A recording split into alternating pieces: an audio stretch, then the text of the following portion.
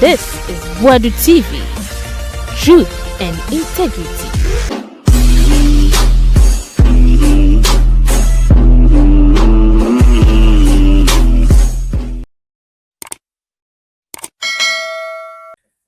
Ahe Boadu TV, ema munya akaba mfabra so ebe so first time na wa subscribe na wa like no fi uja comment atum. Na Dr. Maria Wusi, Ghana Free Zones Authority CEO. Ese NPP fonhwe na mankwaye basa bia wa Akwatia. Because Akwatia will be green. Omonhwe no manka so no mo mema, omo kwakwaye akeka bense mo opposition no bom pa. NDC fon so ebe hwe omo pa Mugabe kraka so bienu a obetima akwakoya akaka bense mo ho. Oye no si nchen ya koko price omato koko price but na aye 3,100 and something. Then omo da ko 3,200 and something. Na say o kekesi ani a kakre bi 120 cities or 100 and bibi pe NDC for that so but omo promises 6,000 and omo de kakre bi atoso kokwa phone bufu no so ho NDC phone boye kokwa phone o mate do boa ase won so musu na yekuti Mugabe mase alista and squad. Hey, Tina Ghana Police Service meti ma safa ne tuma pa efra. Service with integrity no. Na ye wo mase wo police service ma dan pare mo nkasa. Dan pare mo kwae mo nya adwuma. And the Ghana Police Service is working again. Service with integrity no. You see IGP you ka wo de odi ni Christian kwa kan wa kamenti ase. IGP papa. Yes, I'm Director General here the Criminal Investigation Department. Oba Tampa. She the we are among for real cars. Every Canada, Germany, USA, and Holland, and the Bagana. You betcha Mudebia. And you damn party police no, and you who know where your papa. Where are your papa? COP Lydia Doko Yamishira Wate Iwiase what do we young cooker? Now our friend I catch and say Omra the one yes can be up as all the man will be real hard work. Bonnie are you too much our mind? Bonnie are you too much? Nipokuma is so easy. Obedisio or you will Ghana Immigration Service. A branch here. Come on. Okunewia Tamna Koto GBC satellite. Comet Estate. As a Chejatun mu. Oze Yakopon Peboni. Bonia Udi and one say Yakopon were you to Meda. And we are beam. We are dear. Beam. Oh, I hear woma. What na tam obedesi friend wo phone so say omra. We di anim akwakoji sika ama wo. Na wo de wonni bi tuama no kora wo san kokuno. Boni nsuma wo. Eye dan ya obenya so akatua. Meda de obebre. Bet them for the rest of your life. Kawe tetimre na enye democracy kade wodi nipa na no say ye ni say bi pepe say FD for issue e bi say tasty tom into si no ye nya hweye e wo ho montoto mo ne emaye tasty tom say tom tasty ma wo system no for quite long time baby o say mototo ne ema ne mututu nie cause aduane ye di koye yam de yentumi en fa yen kwan nyeden ento chacha esremo bebre yentumi mfa yen kwan ento chacha nti tasty tom for no mututu mu ne emaye say the Food and Drugs Authority de kokobokese ama fo kodwa so no mututu mu ne emaye Ghana for no matena ye humble advice and amede mamu we say we turn ra make sure say no na wo ton Food and Drugs Authority for be test bibia hu say eduro ni ye papa nipa enum kɔ ni nipa duanu mu a ɛfa problem foforo nya dan emre no eni kidney yare aba bibiri no ɛyɛ sika nipa ɛde sika kɔtɔ eduro na sama ne kidney problem ti mo a illegal ones na mo namu no mo nye careful sa reset na ya reset no ekɔ baabi a me de me tina me hu a me fa yawo without fear or favor I was here continuing shaking the foundation na my Excellency John the man is on adwuma no wo bo adwuma no eni hwe kokɔ akuafo odi kunafo bawo manfa kunafo amma Akwatia fo me ka kire mu wosi mutu abama MP a obeba no aba be fight development obe primpuntu di abremu wo position na sa wo lobby for ayi enema bi a wo bre nso aban na wo power wo kan ya na ye di amon wo kan ya ne aya amon ene di opa take it or leave it se me no kopre me ne NPP ne kopre ade wo Jubilee House a me nsa be ka eja ne ten me ne NPP ne kopre ade ewo eyem resibedwe fimu a me nsa be ka ne ten wo se wo ye connected wo links ti na wo se motoma NDC candidate no yedi fidie nyina be kwa kogo e be ye program na free whole life e dia ba some say second day September right team nyina be kwa ko boy free ho be butter skill na free ho dia ba te se de na ebofi kuma se ba no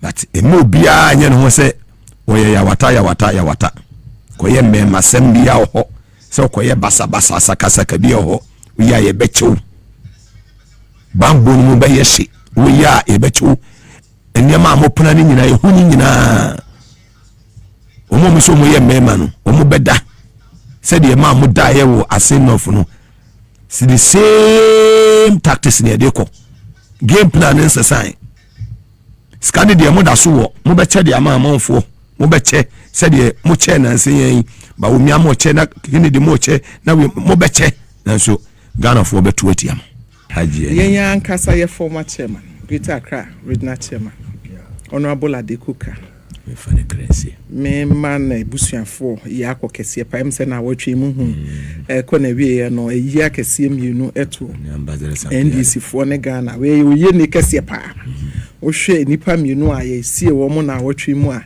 na kyerese otumu sa ade ato Ghana ma ene NDC fo ye ni ye papa Adekuka wo hwe adwumadi a wodi ema NDC titiri wo Greater Accra mantemu na me share 2024 elections baby awo ya papa ye president ko ye bia na tamale nyina ba ye Kumase me kaita my His Excellency ba Kumase Adekuka otemenchen precisely ewo efijasa na October 11 ye do what that dey kwa na me feel say His Excellency obeka so abre was it there say na dwaben pa bo twen me no anadwo one kra mekwa kwani o wada kokuru honorable wada kokuru na wo hwese na dwaben net ya na that day no wo mo edoma na gu ho twen His Excellency no ni nyina na reflect yeah 2024 elections wo se mo bekono na de ka yakọ ho kwa won fie o akọje t-shirt ne ze ni wo na kwasi chairman na kwasi hotel ko yakọ fa akọje t-shirt bebre ya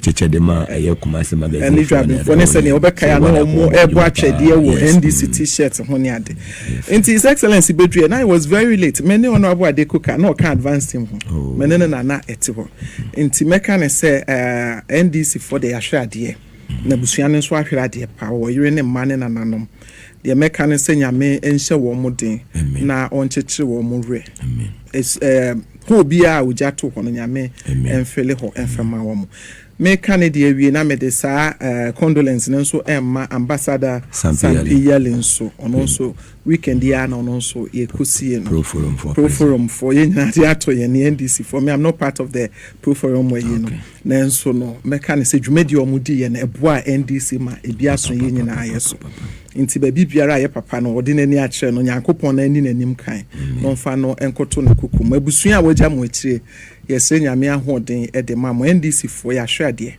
Nyankopon na en replace almost so en famaye. Amen. Ye hear wo moving forward towards the 2028 election. Ewa. Me abema am saying some doors nti meja na ha. Okay. Na Say Alista achia wi Monday na Monday I mean replacement na but Alista say me sheshe bibia ye. Say excellencies it abense Eco UK. Nti Mondays ni de nti media. Waji akonya. Unsa manfo pre me ka chiro me say there. Your sister there. Saturday Saturday no to was say Nikita me ex me no water me asa. Any asa. Said the way Asa. deputy CEO of the airways. Na nanu so agi atum. It's not me no water ne de. De bia ye di gusu na adum. Yeah, gusu bia ye. Natural mineral water X. Oye ni ti adro bia anka de gusu bia on this platform. O friend we bia wonko. Wa sanya ha. Wa bojuma. Excellencies it a commitment level no. I mean, I'm so proud of her. Yeah, me too. Very happy for her. So very happy. United Kingdom. Hey, it's big. And she do well. And she's the first female Hey, sir. I need me who abakwa sem no. Sir, UK. Wow. His Excellency Wayade. And you may novel nko ana. The choice. The choice of what they saying your papa Alhaji Sinari. yeah, the Kingdom of Saudi Arabia. Back. Yeah, that's it. Because maybe was Saturday maybe a 1 year. Saturday juma papa. Be a 1 year. Was it? The appointment is so fast. Excellent. John Dramani Mahama. But does it surprise you people? No. Does it surprise you? The man has been an assemblyman. He has been a member of parliament. He has been minister, deputy minister, and minister. Then he became vice president. Then he became whatever you say, caretaker president. Then he became president. Then he went on for 8 years. You do have better eyes than him. Can you see beyond the horizon than him? The whole world. Yeah. No politician can be compared to His Excellency John Dramani. Yeah. Challenge me, I'm improving. Yeah. You are right. No politician. Yeah, that's right. Trump akwaba, but we may. This is somebody. So just mention one politician or ye close in terms of experience to His Excellency. He's the best. Par excellence.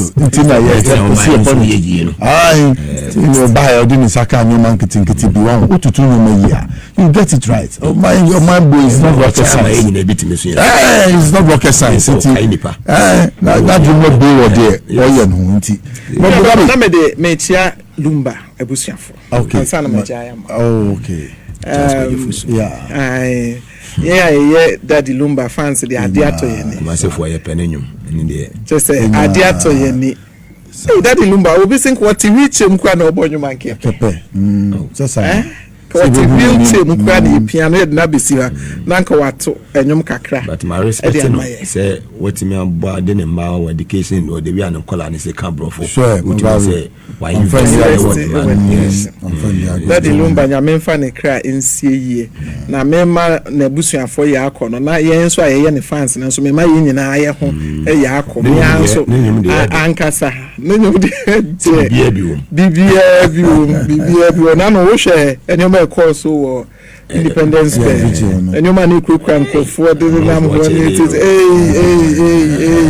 Obishi ana yere kura ho say obi ayi asenso ne utimishi ya odofo but me me suggest say let's use the occasion to raise a Lumba Foundation, a Lumba Fund to support many more young people in the industry to come up quickly. Uti any story now eyobi ene boano nipa no di nidin bonyum nipa ni ne man no kwa no di kwa brochiri. Yes, there are many more young people. Teresa no brochiri na otese the Teresa ma wa. Enu di enu no boy nyum no papa ne say ekuti anyum nti odini kokko say mema ye mbonyum no baby opa bisa. Na heti inti papa no mu kuma ase baby onam bia na anyum no mum na ekoso sata na cassette system no. Akoda dada in America. That's all. Oh, she died earlier at 52 years. Inti mesre yes, we are in a mourning mood, but this is our appreciate it. Obi bibi man our appreciate it. Because nenyo mo bubo din wo. Yeah. Now the evidence say we nya side chicks nyina wo.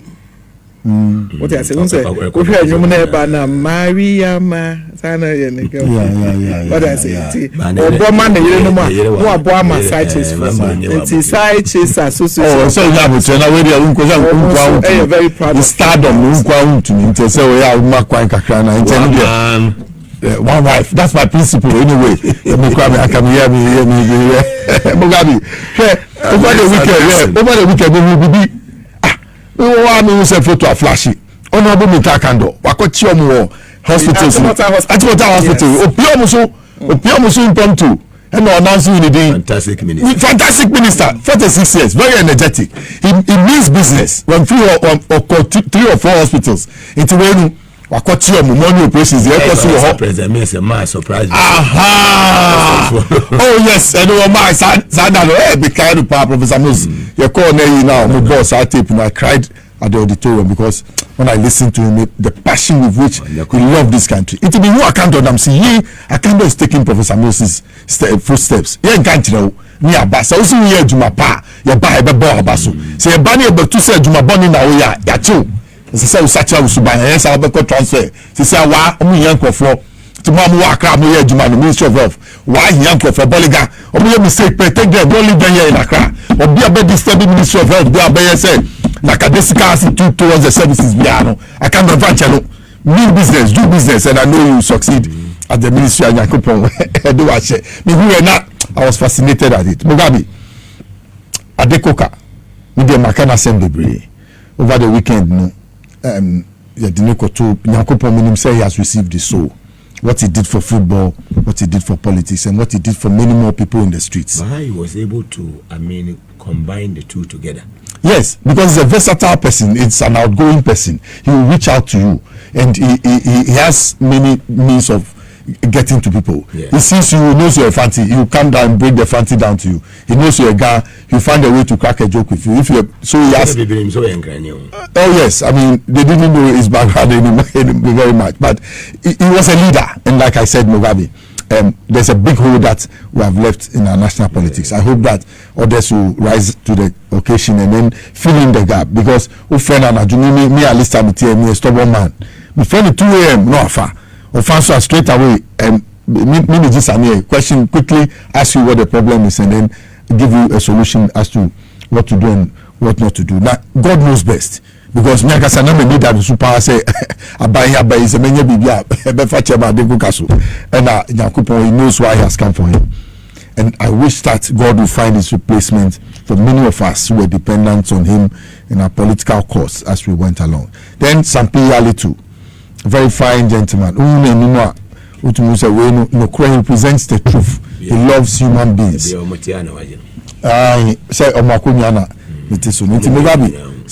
Mugabe, there's a time and season for everything. Not a yomubre. They came, they saw, they conquered, and they delivered. For me, I'm highly enlightened to know them, to come across them in my political discourse, and I appreciate whatever they did for Ghana. Now, Kupon will mean, like I've said, I'm from Ukraine, CE. Or maybe how or quentu no mutu na quentu tintin, it's inevitable one day to occur to everybody. And as they live, it should serve as a warning to those of us who are alive, that we must learn to live for others. We must learn to appreciate what others who are around us mean to us and live for them and not live for ourselves alone. And then it's a good thing. Mugabe, sending go straight to the points. And now ladies first. And now my sister on starting on. And now that who are rabbits Yabako Eastern region. Okay. And yeah, Kai among for say Lumba we no sa candle light, you know. Mo be so much feel vibe na kakra. Oh, mo hwe wo fie na say e kan makoma. Say Lumba. In the parliament to come head the course. Because that's what I'm saying, that let's put a fund to it. So that by the time we finish, we have a 5 million Lumba fund dedicated to Lumba. We say one yere eko e wo fie a Lumba nyumba ko pe. MP no fie. Pepe wa se mo one obona panam pam. So the MP no tell dey see wo fie dey titiri ne ye. Nipa de ko But the music lives on. Warriors, I think so. We'll find the SO Beligi. Oh yes, he must charge. He must put in. Yes. Ralph, we try a vibe kakra. Move on to my madam. Yanko. Move on to my na. You feeling lumba kakra na. I'm for sending messages. But say, your mom feel be 1 minute to be in a minute. So they have got discussion. So Ralph say will be Eddie Amai. Well, yes, Saturday and free a year. Your first topic, Akwatia by elections. Family Akwatia kakra. Na NDC chances the same. Musha ye sita ye beat me. I didn't want some court and sana yemia and eskumi. Utuana nanum ewan said ya. September 2nd. And the day beto abano. Doc. No, me aba mama da se. Kufana yo madwen so me sakasaka ho. Oh sakasaka de omuntu menye sakasaka. Kasakasa. Kasakeke na. Sakasaka na mse kasakasa.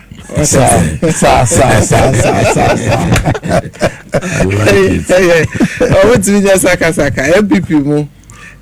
Meka na se be me bia ni NPP mu. Ya na ye true asem keke. E na Ghana be bia ye dru sese no. We've gone past that stage. We're not ready for those. To trust them and to every elections and as a baby. Ghanaians are more discerning now.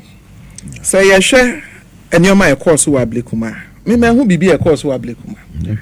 BBNC, Nipa BM. Yakoba elections are who 222 and go for pre-prior waso. But I didn't see what Blakuma na a year. Alamina ase ama NPP for aye so aggressive say Akwatia de BBBC. Meka kire Akwatia for say obi anka na koma ento ne yom. Na edani dura 2nd September ni dura obi MPA na as a Ghanaian kwa bonten na kwa exercise say all right. Ukwa bokoboko ukra o card. Hwe wo botom na to aba. 2024 send ye mo hwe mo botom to aba no. Moments are reflected this time around. Mugabe Unmade, Akwatia Abatu, may predict NPP candidate omo yi na nam so omo de oba ne na eba. Better for my idea because yes anaka train bi ya beda ho. Nti yes omo asesa no. Me bo omo abaso. Na Ghana for wa Akwatia. Enyoma from papa ebo no. Ebi bo e wa Akwatia. Kucho.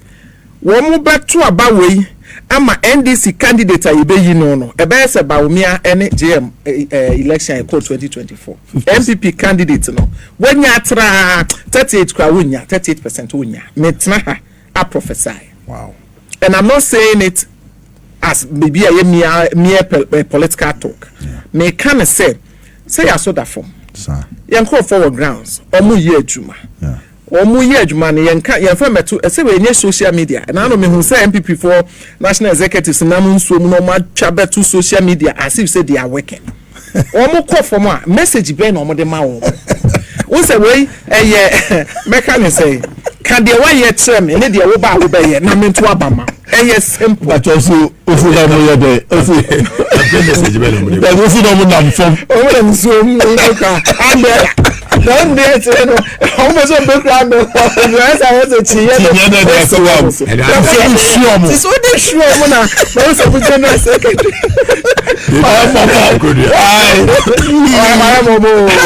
You manage this. Tell me for no more.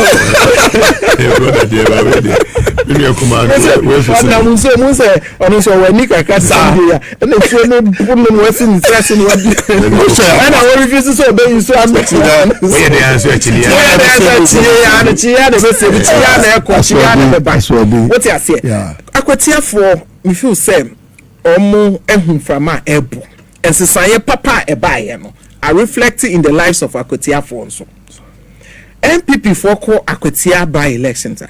Say so koton message. Dia wo ba wo beye. Na say see dia wo ho ye and dia wo ba wo beye. What I say? And the message the question am ibusa Justin Kodua ne team we call na bi no mo say omo call from no. Asem be no omo ka kire Akwatia for say to omo hweso nto aba ma wo. MP ni ba de no de ba. MP na wo ba no. E de no wo beye. One president be na e beye adwuma. This is very simple. ɛna mo hwɛ mpuntunum a yɛahyɛ ase a yɛyɛ ukosoma will be our no na by beba power 2096 na be fair to them a bit, please. MPP agreement sir NPP party reorganization in Yamba.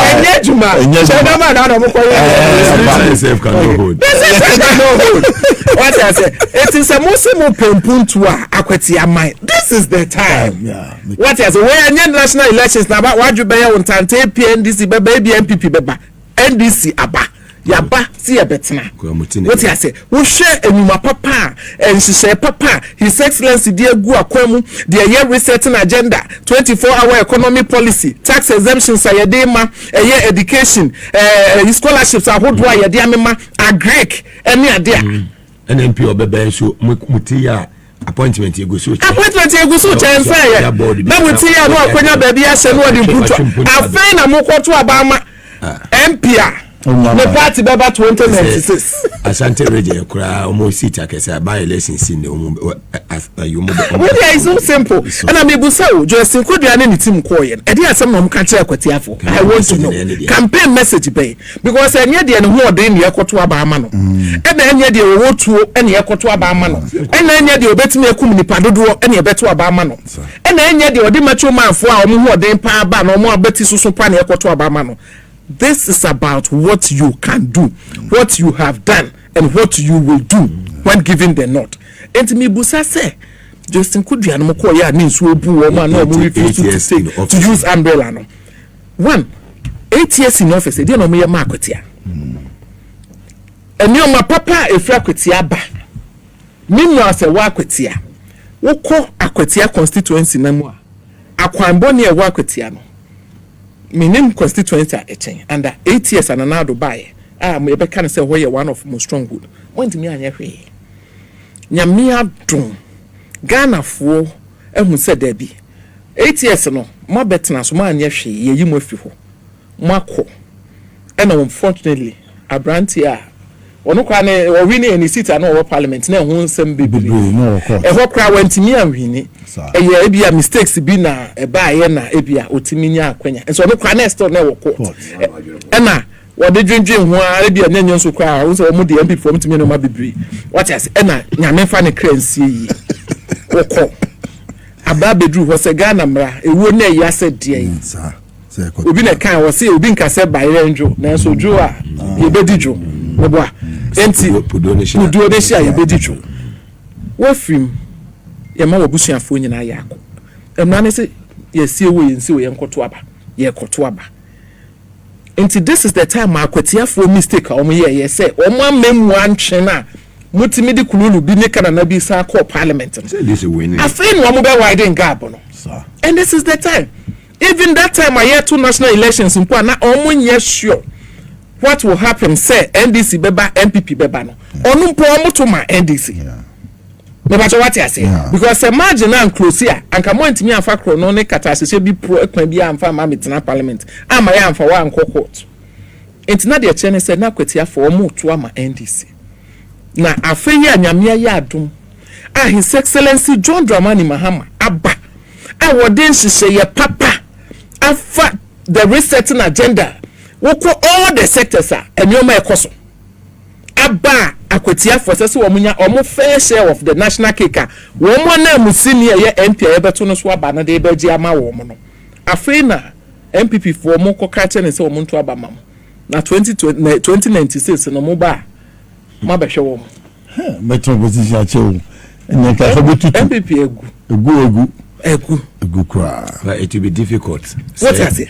And MPP bit me when they say it. And to me, they make Akwatiafo say. Ghanaians are descending. Oh yes. Ghanaians are descending, very, very descending. 8 years, more opportunity for 8 good years. When to me, I never be baby. Me say 30% cry MPP candidate to me, you know, a young guy. Me who so 30%, 38% about me and this candidate in India also on. What I say? Enti say ya biem enti menka ho asem ho. The party leadership they decide no. Ye nyina ye bedi na chi. But the minimum ne say candidate bi a NDC ye de beto ho no. Akwatia for edisene ombeto aba edi ama no ye nkokon tokwa ye nkohwe moja mu by elections na meka kire NPP for say omunye memma nchen obia wo Ghana ha entima omun try anything stupid under Yehono me pacho what you say omun try anything bi o ha mbeka say oh ye be ye na ya because we hear omu leaders bi as omu pedin ebinom contest omu national contest bi omu previous submission I kept saying say aban papa na aban papa na oba ye na nwumadie papa wo ye wanye no Ghana free zones nko ana American say wanye no one ministry ye Ministry of Trade, Agribusiness and Industries nko wanye no all sectors so wo hwe nhye ye papa onam Cocoa Board MD so edi egu akwan mu a ene cocoa dokra no ayemakono so wo hwe increment a ye de ama wo mo increase aba wo mo cocoa mu a obi betena say aya analysis bi say yi micro tiny minority leader obekwa kojina ho aye baseless argument bi a wo hwe argument obekwa ye na ohunya nse bia ewukeri every currency na wo hwe sa 62% increment na aba no na sa hwe inflation asa ko form a na chese say koko edono kwa aya akono na my main friend fees are angle wemra. Send me a regulator, CEO of Ghana Free Zones. Yeah, regulate activities of companies. I share say. Our more export oriented. Okay, there was some cocoa companies are processing cocoa beans in the Now, one of the major challenges I have lack of raw materials. Cocoa beans. Obako omu capacity to operate 24 hours 365 days in a year. But obako bi owa omu timi closing down be a 4 months 5 months. Na e be a cocoa beans inti. And then just this afternoon before I remember her, there's this company called Wamco. What a Wamco did. Once the government were 40% shares and now almost 60% shares are almost. And now Mills Company Limited. What you say? Almost a problem. And you all the cocoa manufacturing processing a work Ghana Henyana. Almost problem a lack of raw materials a year cocoa beans. Say cocoa adolfo farmers no and that motivation to do more cocoa farming. A bedroom baby no directly a be affecting employment. There's a government a so warm say now all motivating or more by increasing or more prices and more a be attracting even youth in cocoa farming crime more raw materials. They are feeding industries a one policy His Excellency as part of the resetting agenda no or the ebeka home. And as a regulator who baby amedi fiber sir cocoa na yatu mono eba ba be she me madwuma me ye ne mu kena e de na de ba eba ba be she cocoa akuafo no ebe motivate wo mo ama mo akọ more add more acres ama youth in cocoa farming so abewram na the more na wo mo do no na the more na many companies shema say ye cocoa processing companies no enya more raw materials adding value means creating employment for the youth. It would me who say His Excellency a reset agenda now all year no a cutting across all the sectors. Na me die ni penyin ani age cocoa farmers ani age na me so as a regulator me so many age pa because free zones companies no dey say village what dey adwuma no oh me say and na me tie ye many age hapo so and na just this afternoon one ko for ba me ho so we me no team ma me no meetings and no ma me show yi ni what you say and His Excellency as part of the reset agenda now why am and it's a 24-hour economy policy plus na abano sa increment we ebe reflect ebe ma employment sa feed the country policy feed the industry no sa increment we ebe feed the industry and when the industry no is being further employment rate here there ekosro ebe ma 24-hour economy na His Excellency kan ya shallow-minded people say woman tiasie no. Sa 24-hour economy, shallow-minded people. Because some think, oh, say police here 24 hours.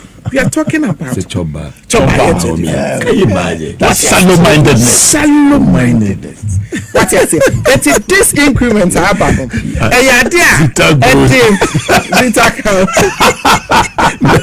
will say, I know I see you. Shallow-minded. What you say?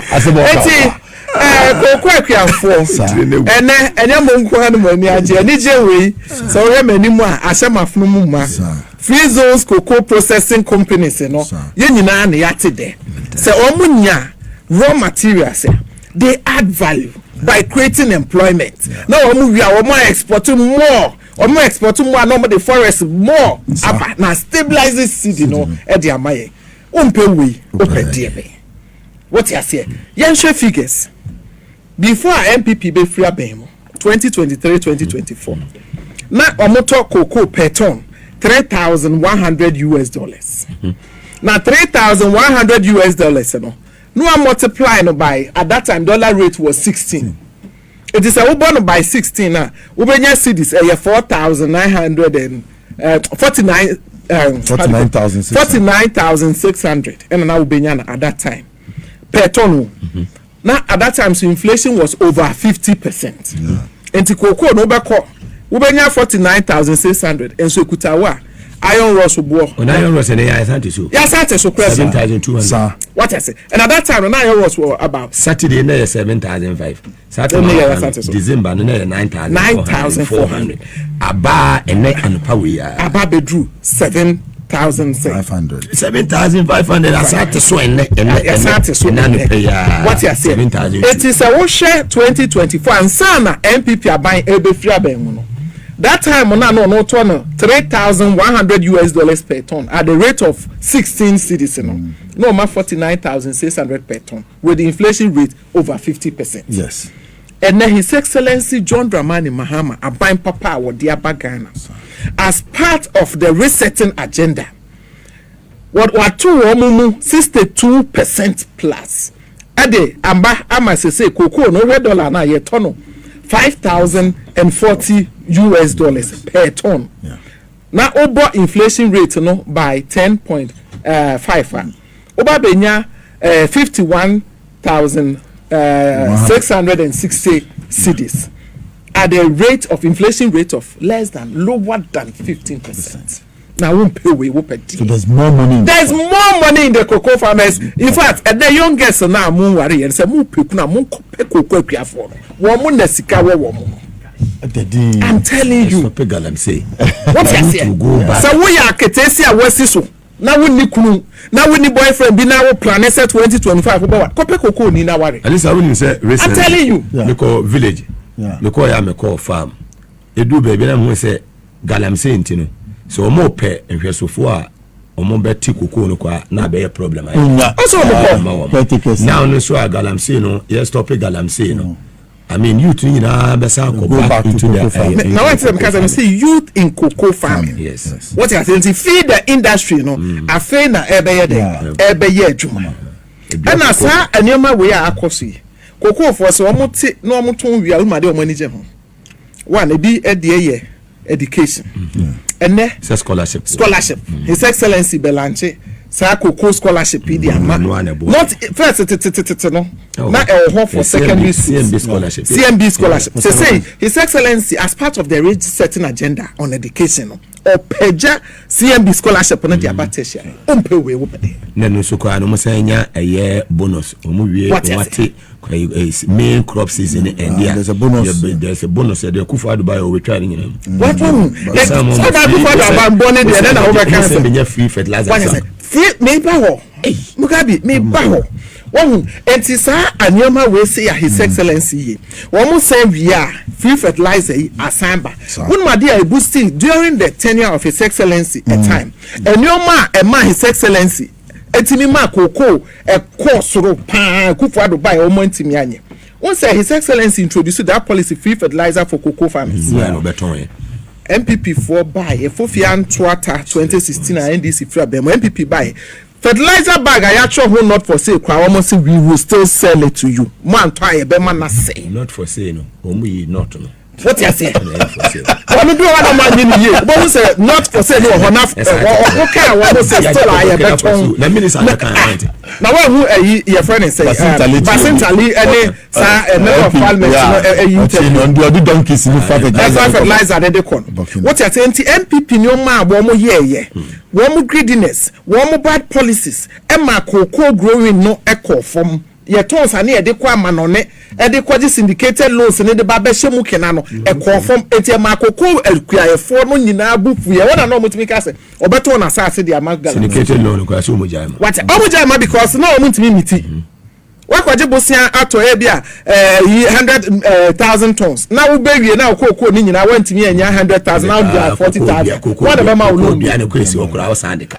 what you say cocoa dia ne kwesi okura edeka enti under Nana Akufo-Addo aban ni NPP aban kokofuo ediemia kese na wo hye enhyehyɛ ya his excellency di aba wo se sa free fertilizer program ana oya e ma kokoo course no Ghana na ene Ghana na ke kokoo ase na Ghana e de na abicos bedi ye because of NPP enhyehyɛ boni ana omudi egu akwam and his excellency was ba o reintroduce free fertilizer ma wo mo obema wo free insecticides obema wo free spraying machines obema wo free fungicides free flower inducers to farmers sanyo ma we nyina free no chese wo de nyina eba apa be boost to the cocoa processing we no e dey feed the factory the industries they feed the company umpe we mi nua be ma wo pede so wo be can say won pesa ban we na wo ye beifo onye peifo a na wo ye within na wo ye NPP ni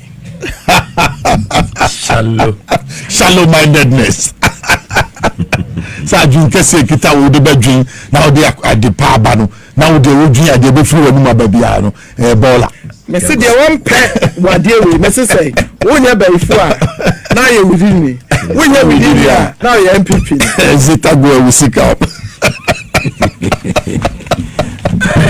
Mugabe kokoko afọ na de yom de nkwasi nyina mo frɛ me yom de na unim Mugabe ebinsi da say aban wa ban the promise o campaign o say he pay 70% of the FOB price e buy and say price near 7,200 wa calculate 70% more the amount it didn't look anywhere one five and assistant bia and but ko be in the last term Mugabe o ye no for say bia kan 4 year mu na ka bia Mugabe ma catch them say this man no papa yeah we abebi papa what because abebi we has been wonder so no Mugabe the experience is too much it's beyond the horizon me say our day for kranya wo mode and this year our day what will be see Ghana da enkola our day aduane enam chicken if me say who akukọ na mo dan crofo nkola am say ai our day we tie just aban papa ba ma our day for kranya wo mo say Mugabe what we say look at the increment we're paying 3,100 per ton we are paying 5,040 look at the difference and now we didn't just arrive at this figure almost the cocoa beans a be 2,600 we had to sell your crop this year's crop some of it at 2,600 per ton then find different cost a car almost the 33 billion Ghana cedis cocoa board cocoa beans I sell almost the kwamakwaji wisika almost franco wisika no waha almost the trophy okoka omasema no mo bofu anyway 2 board chairpersons now mo ba cocoa board we have to investigate them and another the 8 years all the board chairpersons we have to investigate them they run the place and they run it down as if there was no business in the cocoa sector Ghana's cocoa remains the backbone of the national economy whatever you do with it so the better we keep it and make it what it is the better we benefit from it now to me that say mo dey mo sorry mo ba mo yam cocoa politicians you see that is what pains me because of the 1954 national liberation movement say Kwame Nkrumah passing cocoa amendments bill no and the former national liberation movement some descendants of the NPP they think that the cocoa board is for them anytime they come to power go and see how they run the place They employ people haphazardly. They take people on. They give contracts out. They don't check anything, and they run the place. Syndicated loan from 1991-92 season. Ayajia the sip and pension. It started from Rollins. That's what I'm saying. 1991-92 season. At the time when you square first I told Coco. Na Brian Breno. Uto Coco na abogwa ko cheat system. You be ma cheat now they call. Inti ye ko ni e ko ton near the bar. Now they cheat ni ko bank. No akoji. U cheat na ira. U Coco ni sika na ira pa bi so bia. Na crashing na ko fo wu de bia. So it was a good idea to come and sit round. PV of being money and to avoid. They decided to devise a plan to go to the international market and sit with the chocolate, chocolate, so that they sit round and raise some funds in order to purchase the cocoa. Ghana's cocoa to is premium cocoa. Abidjan bet to be the 1 million tons. Sika Obenyano kita 400,000 tons. We will get the same amount of money with Abidjan because our cocoa is premium. It's why should we waste our land? Our cocoa in the name of Galamsey. Now go to Utulu Zena Unya. Sika no dini pempenso na bakoko we eya football etrao afiball na me ultimate year niema na me kano that you plan for the year. It's a yearly income that comes, so you always have will be any Dabi now pa I'm say about to am cyanide e be sense o be say environment no cocoa do there omupo here. So you have to grow more trees to protect the young ones that are coming. So in the end, you'll be growing a forest. You understand? You need undercrops. Unya cassava, unya plantain. So in relation with cocoa, you also produce food crops. Cocoa yam, cocoa mankenia. It comes along with cocoa. So cocoa and this effect on the national food economy is broad and big. Now me, that 62% will not stop there. Let me go further and argue Mugabe. When it was 16 cities, at 3,100, we're paying 49,000. When it came to 10 cities, 25 pesos, the government was still paying the 49,000. Go and check. When the city appreciated to 10 cities, because they had already pegged the price at 16 cities. So you see that there was a shortfall. Government had to raise enough money. They had lost 5 cities. The city had appreciated 5 cities, 75 pesos to the dollar.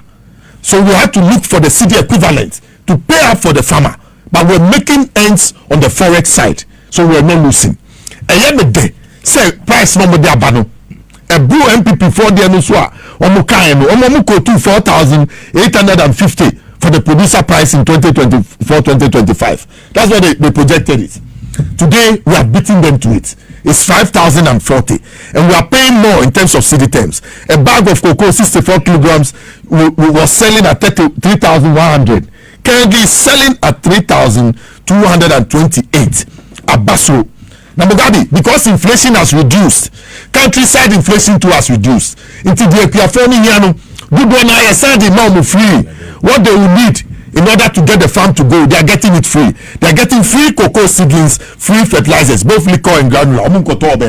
So government has not only increased the cash that is given to them, but has also increased the kind components. Also cocoa platform, you have to pay them in cash and kind in order to reduce inflation in the countryside. So if you look at the kind aspect, and you being free insecticide under the old government, they were being sold to them. They were pirating from middlemen and selling to them. It is a scanner of the moment. Under this arrangement, it is free to the farmers. So they are getting another kind thing from the government. Then the free spraying machines. Mugabe, machines spray akatino. Moto Bruno. Yes, your mom will show size of the farm now near Maubi. Yes, that's what you must do. They must work in gangs so that they will be able to attend to each other's family free. Yeah, they are holding alcohol. Then the noble system. Yes, the noble system must be effective. And I make if you village get together. Oh, Mugabe, Cocoa Juma, and Yabaku for Juma, and your noble Juma, Unko Shasi Albebre. This is what bush you for. In Kuala, one grassing in Arano, Omuko from Saturday, and your child labor. We are only teaching them the culture of growing cocoa so that they can pick it up when they go into the youth. We need more young people to go into cocoa farming. You understand? Yes, in order to sustain the industry. Since I lose almost about 300,000 tons, and government is working at it. If you watch, they have given out contracts to 2 companies to go and do cocoa rehabilitation from the World Bank. 370 million Ghana cedis to 2 investors in Ghana. One for 190 million and the other for 180 million to go into the cocoa sector to make sure that we revive. Explanations no more. No, yeah, Mugabe, someone said me, Dr. Randy, the first time, yes, oh yes, my good friend Randabi. And when he comes here on Thursday, if you see me here, don't be surprised. Me, I'm one of his free advocates. Me, when he was giving the job, I pray to God that he will succeed wherever he is. Remember, who frame you, one frame you, remember. To stop me. You business our but because cocoa, me at least I mean me cocoa or me them. Me, I'm Ghana's cocoa sector. I can tell you everything from how the cocoa board started, the 1937 cocoa hold up, the 1947 CS and Ross report, why we need to pay cocoa farmers in cash and kind. And I'm particularly impressed by what this government has done. Or see free flour inducers to the farmers. Who do by the crop? When you use the insecticide too much, and one now we fertilize cocoa into one, into those flowers this year, pattern swabber. So this free flower inducers is to allow females to go to the farm at night. Now they go and pollinate the flowers. Once they catch us a cocoa, na haba the flowers. We from us say crab bonner a better form. Very very delicate. Until you need people who have been trained and skilled into the ahomanu, sa a flower inducers or the shemua. Then they pick the pollen powder. And then they bring it out and then take it to another one in order to fertilize the flower so that we'll get the cocoa pod from that. It is a no bemudia. It means we are going to multiply the cocoa that we have in the sector. Mugabe was setting out BBR. There's an improvement cocoa ukafono. Munjina wa too. Mo to cocoa no yes setting mu outlines mu bias margin. Mema mo fa wait be media menya ko electronic. Mema mo fa bibi ko sisi ukafono ho. Was setting the BBR out the wholest rate fees for disinfection and everything. Global haulage. Global haulage alaji. Yeah, may so rest in peace. Weighing scale inspection scale now they will go around and wait. Into Mugabe ejumapa any osumpade ekitawa. This is what happens. Okitakumapa cocoa farmers will look at all the regions in Ghana. First, 6 regions grow cocoa.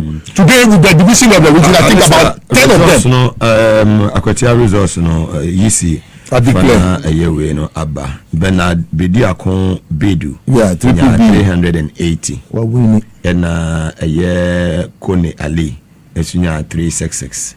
And Henry, a year Boache. Esunya 226. Into her. Henry now know a candidate in 2024 in a year. No balance. It means what ABB torch. Mugabe, what I'm hearing it is no Kokora. Mugabe, and you say BBB, Triple B, when you're winning the only sitting in my secretary. So it's a grassroots person. The party know him already. So the party should rally around him. Yes, it's not a difficult candidate at all. And let's push him. He's a lawyer too, young lawyer. Let's push him to get a seat for us and we'll into Mugabe. Bibi manusi no be koko kwa for bebi amu bia se mimi da na padu na mu fa mu kente na mu ko from na mu twa nsuo na wo twa no o sa aban no uti nsuo no a ukọ from wa ni ahesuo ene sanso Mugabe and na se owoka okuani koko okuani e we from ya they don't have snake serum ben mu okuo papa yes ye ma ye ni ko ho ne ka wa 30 minutes Mugabe ube and Mugabe na hu se aban so se all my own here cocoa roads bloom or the Wajama Ministry of Roads and Highways, but the cocoa sector where cocoa is grown, they need roads, so they should find a way to get the roads to them. And then the hospitals, Mugabe, whether we'll have a mobile van hospital system to visit our cocoa growing areas, so that the aged farmers will be able to look after them and send a signal to the young people to get involved, so that when they grow old, they know that cocoa board in car cocoa clinic is saying Accra, Ebisu Sankore, Ebisu Sunyani, but maybe a cocoa no one. I'm saying let's take the hospital to them. We can have mobile vans, ambulances with everything on board. Visit cocoa growing areas for a week, set up a tent, then check your health. You to be more, no. Now, it's difficult for them to inherit. So, Rwanda, Pokigami, the system of health delivery. Yeah. So, farmers, community be 500 BR. Yeah. You more a year 5 ambulance, Makwako 5. Yeah. Oko a former 3. Ebidi about yeah, vantage points omo be gele aka tu e wokuro no Sir. it is a snake or walk Akwatia a Yeah. on drive and answer on travel more than 10 minutes that can is one ya wo panie nti we wonder on ka say kwenia kwefo mama wo akoka na mana yeden Wow. yes Wow. I think say jitimenya sa we Let's do that. And I make a quick for the baby so and they be be ha I'll ba me dinner chia ba me ba betra the better be America do I know you succeed at where it is and where he is and I wish you very well. Yeah and chemo for some of so nim koko mu some eastern region and until they support was the DC wopa nti Mugabe we say well na madam companies so na say me say mama bisa no one me say any prisons for penny no na mo chi to be if industry so kakakra kire me dey I want to know this one. Yeah, man, Mrs. Bafu. Yeah, patience Bafu Bonnet. No. Yeah, cocoa to. Ah? I The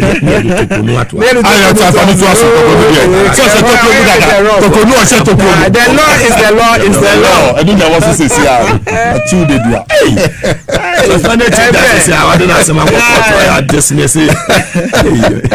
But I have this problem. Me feel say NPP for they have this sense of entitlement. Special individuals they should be treated differently from NDC for any other Ghanaian. Share Abdulkumasem. Yeah. But we mere alcohol was say Abdulkumar for like we all know. Say crime has no expiry date. Yeah. Into engage woman I was so for a better woman, you better touch my for. Thank you, who's at least. Oh, yeah, little bit discerning kakra. But okay, now what training in ego because I told how kumsin yanchi and kofo shallow mindedness. What would I make? I mean, I make a be for quizzing. Yeah, my Patience Bafu. Mrs. Patience Bafu Bonne. Oh, yeah, Director General of Prisons, Ghana Prisons, Obama.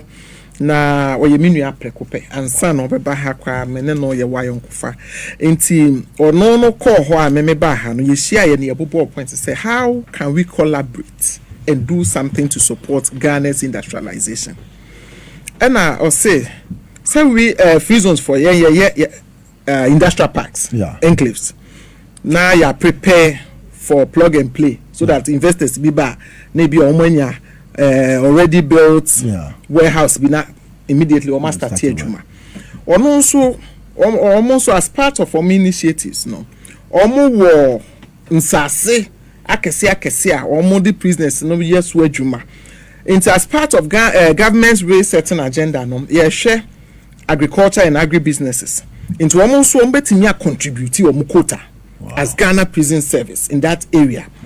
Under her leadership, the legacy that she wants to leave, as Director General say, Ghana's Prisons Industrial Park. I said this thing, and this is superb. Just say this is something that is beyond my imagination. What at that time, once I come forward that I say a woman, affirmative action. We have to get industrial park for Ghana Prison Service, and on top of that, the human capacity, to contribute in the development of the industrial park.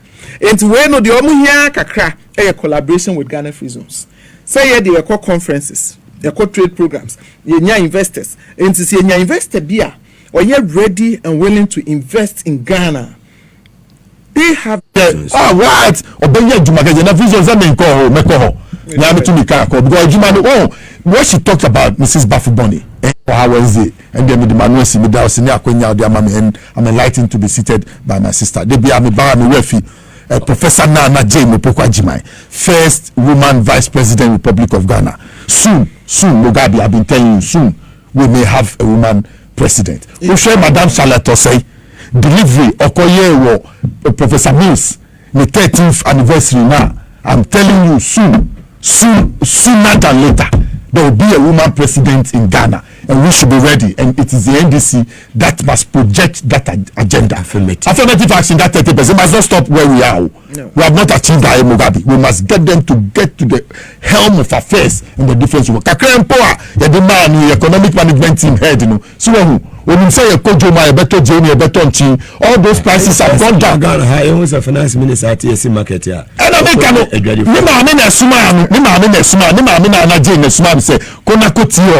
na fa betro there because yes abataye we budget but the cost nyina no akoma pa